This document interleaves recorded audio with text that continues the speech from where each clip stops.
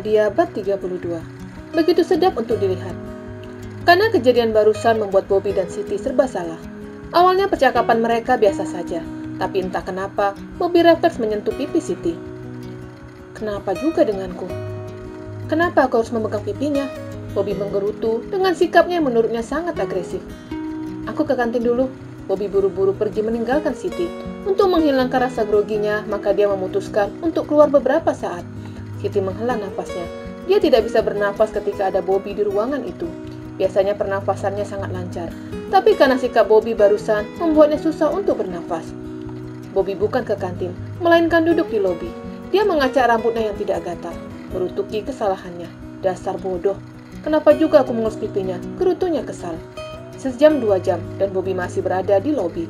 Dia sedang menyusun kata-kata yang akan diucapkannya nanti. Tapi dia tidak menemukan kata yang tepat. Lalu muncullah kata-kata yang menurutnya pas untuk diucapkannya. Dia segera bangkit menuju ruang perawatan Siti. Membuka pintu secara perlahan, lalu melihat keadaan di dalam kamar. Ah, syukurlah dia sudah tidur. Gumamnya sembari memperhatikan posisi Siti yang telah memejamkan mata. Bobby segera duduk di sofa, menyandarkan kepalanya di sandaran sofa. Memainkan ponselnya, lalu dia melirik ke arah Siti yang tertidur dengan sangat lelap. Dia pandangi wajah Siti yang sedang tertidur. Manis, ceplosnya. Bobby langsung memukul mulutnya. Kata-kata itu terlontar begitu saja. Kenapa juga dengan mulutku? Gerutunya yang kesal dengan mulutnya. Dia tetap memandangi wajah Siti. Yang terlintas di dalam pikirannya adalah wajah Siti sangat teduh, membuatnya ingin terus menatap. Dasar mata, Bobby memukul matanya. Dia memilih untuk tidur dan melupakan yang lain. Tapi baru saja tertidur, dia mendengar suara seseorang. Bobby segera menoleh ke kanan dan ke kiri. Apa aku baru saja mendengar suara hantu? Gumamnya. Lalu menoleh ke arah Siti yang terlihat sedang menggerakkan kepala ke kiri dan ke kanan. Sontak dia langsung bangun dan mendekati tempat tidur. Sepertinya dia sedang bermimpi. Bobby masih memperhatikan dan mencoba mendengarkan apa yang diucapkan Siti. Dia mendekatkan telinganya di dekat bibir Siti. Tidak, teriak Siti dan langsung bangun. Terciumlah pipi Bobby. Pria itu bengong karena pipinya baru saja dicium seorang wanita. Siti mengerjapkan matanya, lalu melihat sekeliling ruangan itu. Jam berapa ini? Tanyanya ke Bobby. Jam... Mendadak Bobby gugup. Jamu? Tanya Siti balik, yang kurang jelas mendengar ucapan Bobby.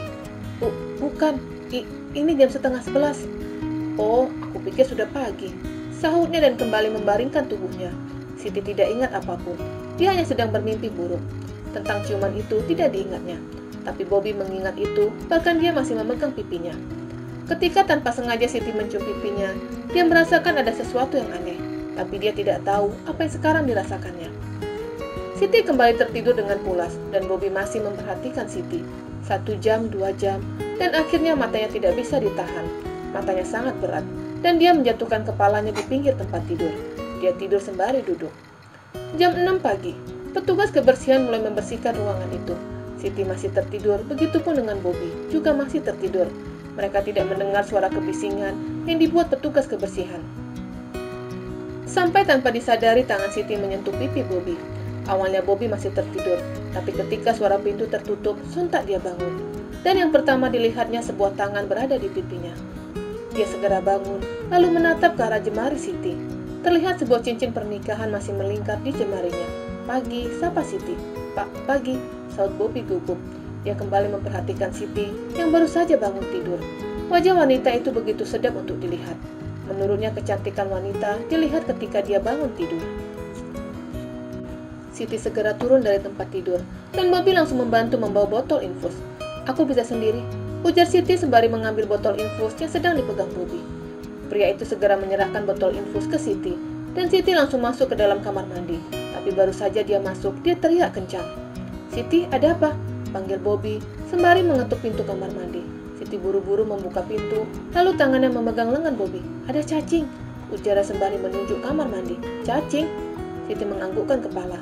Lalu Bobby masuk ke dalam kamar mandi dan mencari cacing yang dimaksud. Lalu dia menyiram cacing yang keluar dari celah-celah keramik lantai kamar mandi. Sudah tidak ada, ujarnya. Yakin? Tanya Siti, masih tetap memegang lengan pria itu. Iya, sahutnya yang gugup ketika lengannya dipegang Siti. Entah kenapa dia mendadak grogi. Siti masuk ke dalam kamar mandi. Tapi baru saja pintu tertutup, dia kembali membuka pintu. Bob, panggilnya. Iya, Bobby menoleh. Siti gugup. Iya apa? Katakan saja. Apa kamu mau membantuku? Tanyanya lagi. Iya, aku datang bulan. Bulan apa? Tanyanya lagi. Agustus atau September? Bobby jangan bercanda. Siti mengerucutkan bibirnya, membuat Bobby semakin gemas. Entah kenapa dia semakin suka melihat wajah Siti yang menurutnya sangat lucu. Lalu apa? Tanyanya sembari tersenyum. Aku mens. Apa? Kamu laki-laki? Bobby terkejut. Bobby jangan bercanda dong. Aku itu mens, bukan mans. Jelasnya yang mengerti sedikit bahasa Inggris. Oh maaf, aku pikir kamu pria. Aku sempat berpikir mungkin itu sebabnya. Bobby diam. Itu sebabnya suamimu menceraikanmu. Kata itu yang terucap di dalam hatinya. Jika diungkapkannya, yang ada Siti akan kembali bersedih. Bisa bantu aku tidak? Tanya Siti lagi. Ya, apa dulu? Belikan pembalut. Apa? Pembalut? Bobby kaget. Belum pernah sejarahnya dia membeli pembalut, dan sekarang seorang wanita yang bukan istrinya memintanya untuk membeli pembalut. Iya, pembalut wanita. Aduh, Bobby terlihat bingung. Kalau aku tidak sakit dan tidak diinfus, aku akan beli sendiri. Tapi lihat tanganku. Kalau aku keluar, nanti ditegur security. Oke, di mana aku belinya? Di apotik atau di supermarket rumah sakit ada? Apotik berada di dekat lobi, dan di sana banyak orang yang sedang mendaftar untuk berobat ataupun untuk mengurus kepulangan, dan lebih banyak yang mengantri obat. Jadi menurutnya, lebih baik dia belanja di supermarket yang tidak terlalu ramai. Baiklah, aku akan ke supermarket, sahut Bobby. Pakai sayap ya? Sayap? Memangnya burung? Lagi-lagi Bobby bingung. Kamu kali burung, cetus Siti. Ucapan Siti membuat Bobby langsung melirik ke arah bawahnya. Apa yang dikatakan Siti benar, dia memang cap burung. Kamu nanti bisa lihat pembalut wanita yang mempunyai sayap dengan panjang 29 cm, jelasnya.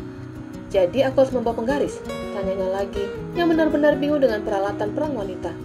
Enggak, ada tulisannya di sana. Kamu cari saja yang menggunakan sayap dan panjang 29 cm, jelas Siti lagi. Bobby menganggukkan kepalanya. Setelah itu dia pergi ke supermarket. Ketika berada di dalam supermarket, dia memperhatikan sekelilingnya yang terlihat sepi. Maka dia segera berjalan ke rak-rak tempat peralatan wanita diletakkan. Ada begitu banyak merek di sana, dan dia baru mengerti yang dikatakan sayap. Benar-benar aneh. Wanita memang sangat unik, gumamnya, lalu membawa satu pembalut ke kasir. Setelah membayar, dia kembali ke ruang perawatan dan menyerahkan ke Siti. Wah, kamu pintar, puji Siti, lalu masuk ke dalam kamar mandi.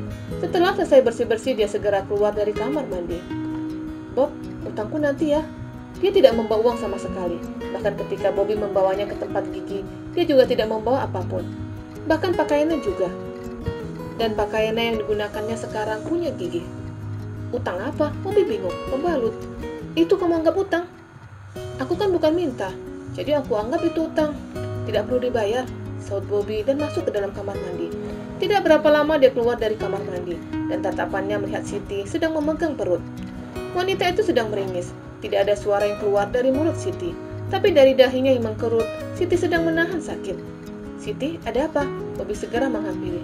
Perutku sakit, sahutnya masih memegang perutnya. Kamu sudah makan? Tanyanya sembari melirik tempat makan. Sudah, sahut Siti masih memegang perutnya. Aku akan memanggil perawat. Bobby hendak pergi, tapi langkah terhenti. Dia kembali mendekat. Ini sakit datang bulan, jelasnya.